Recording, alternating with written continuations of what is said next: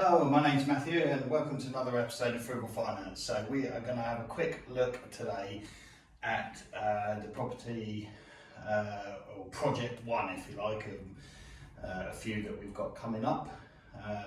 We'll look at the previous video that I did when we just picked up the keys and really the refurbishment had just started, all the way through now to completion and the point where the mortgage company is coming round to value the place. Hopefully we'll get what we wanted for it in terms of the uplift or the up value or the GDV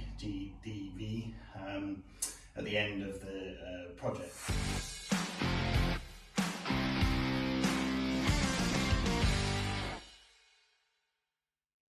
So this project pretty much come in on budget and come in within about probably 5 weeks, I suppose.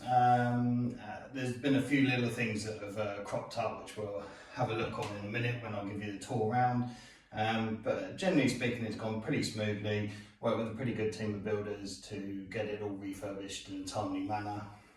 Obviously, like anything, there's always a load of snagging items to do, which the builder will be coming back shortly to do. I'll be giving them a list, working with them through that. In order to act quickly, we've got the mortgage company around already to value it. That actually happened today, so the project is like 95% finished. Let's get the mortgage company in, let's get it valued, let's get it off the bridging finance that I referred to before, and get this one rented out, tenant in here, cash flowing, move on to the next one. I don't think we'll get all of the money out of this particular deal. As long as we get the lion's share of it out of it, then I think we're being okay. Because don't forget, there'll be equity left into the property and the tenant will be paying rent. So actually that initial sum that's possibly going to be left in will hopefully be replenished within a kind of 18 month to 2 year time period. So let's have a little look around the place. But before we do that, please don't forget to smash the like button, subscribe if you don't already subscribe. It really helps me if you watch all the way to the end of the video, comment below, hit the like button, do all those interactive things that YouTube likes.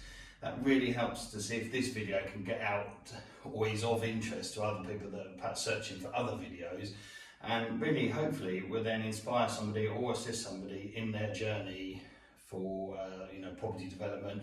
Perhaps somebody's looking for how do you buy pretty dilapidated places and purchase them on, you can't obviously do that on a normal mortgage. They can follow this journey, how to do things quickly as well, hoping that the speed of this will allow us to make further savings. So the holding costs, obviously, every month that goes by, every minute that goes by really, it's costing us money because obviously it's on a high interest loan.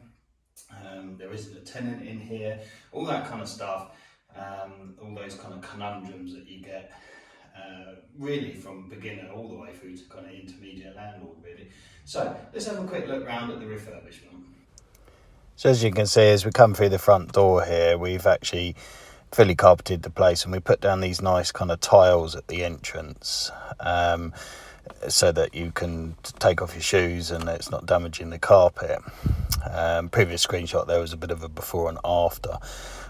So yeah, I think that's a nice little touch. At the side here we'll have some kind of during and before sort of style things. As you can see, all fully nicely carpeted now, nice and painted. I normally go for silk, to be honest, on the walls, but in this particular property, because the walls are not that smooth in places, we went for matte because they don't actually show all of the marks. Not as bad as the silk anyway, albeit it's not as easy to clean. So as you can see, kitchen's been fully refurbished, brand new kitchen in here, nice double oven, because the kitchen itself is actually relatively small, but I thought fitting a nice double oven was a nice feature, just to give that kitchen a bit of a special thing.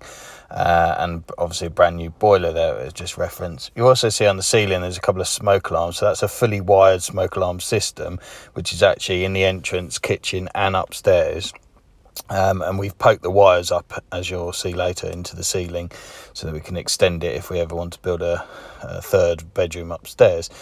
This particular wall at the back of the bath, that was added so that it cordons off the toilet, but also somewhere to hang the shower from as well, because the bath only had taps on it.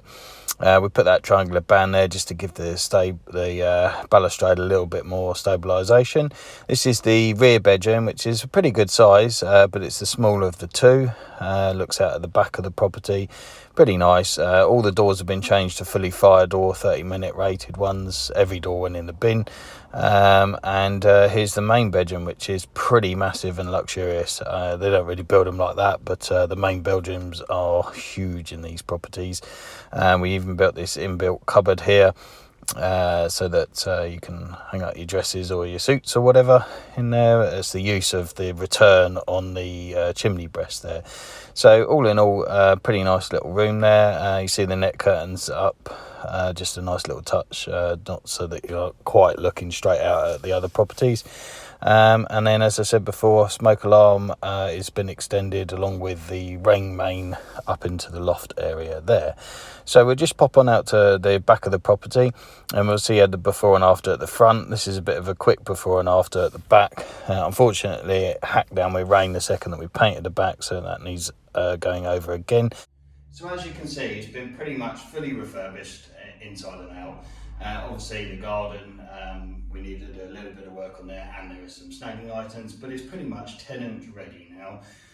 It's almost what I would call a kind of turnkey property. So if you were a landlord looking for 0% hassle factor, you just want to buy a property, invest your money in it, not fussed about getting your money back out, not fussed about refurbishing, just want to put a tenant in and get some yield that way, this is what that property would do now. Tick that box, turn the key and sit down.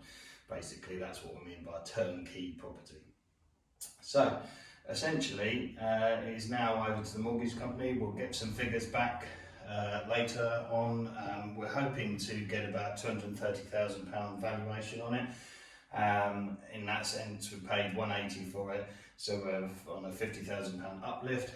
We shall see. I remain optimistic. We don't know what they're going to say. Obviously, surveyors, we're at the beck and call of them. Obviously, you can hunt around, maybe get a couple of valuations if you need to. But generally speaking, the first one is going to be there or thereabouts, within probably 5 to 10%.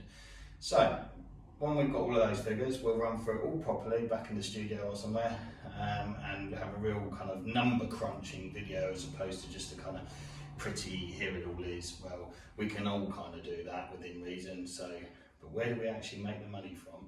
How do we get a tenant in here? How do we get it remortgaged? The rest of it, we'll cover that in another video because it's too much for this particular one right now. I just thought I'd give you a quick update on it. It's all nice, all been fully refurbished. You can see that kind of start finish and that real kind of pounding the builder to get on, getting him in here, buying materials for them, bringing to site, popping by daily. That stuff is invaluable. Appreciate there are a lot of people that do remote investing, so people like Justin Wilkins, for instance, if you want to check his YouTube channel out, he does a lot of stuff up in Liverpool. It's very difficult, and if you actually look at some of his videos, he does say about his struggles to keep on top of the builder and the fact that the project is delayed and so on. And that really is a factor. It's not something you should go, oh well, I don't want to do it because it's too difficult. It's just something you have to build into your cost. The fact that you can't be there breathing down the builder's neck. You can't go to your local B&Qs, hunt the bargains down, Wickes or whatever, and bring the stuff here, so that the builder doesn't have to waste time going and getting it, all that kind of stuff. They hate doing stuff like that. They also hate researching on the internet. For example, you will notice in the lounge, when we did the tour, there was a kind of funny panel underneath one of the radiators. That's a chimney breast vent, and the vent is actually quite large, and they don't sell a plastic vent that is that wide. Well, they do. If you hunt around on the internet, you just order one. But a builder's just going to go to the local favourite merchant, only sell it in 2 sizes, end of, don't really know what to do, leave that bit for later. Of course, to the Joe public, that's the first thing you see as you come into the room, a big gaping hole underneath the radiator, which is part of the chimney breast. So it has to be sorted, but they just won't do it. It will just end up being a snagging item. So you've got to spend the time helping them a little bit. I know that sometimes you should be able to leave the builder to it, but I think it's a good working relationship to do that. So, if you like the video, please don't forget to subscribe, comment below, hit the like button, please do all of that. I hope you watched all the way through to the end and really enjoyed the video, and look forward to the number crunching one once we get all the figures and we can look down and see whether or not we kind of made profit out of it, where we might have made more, all those kind of things. Until next time.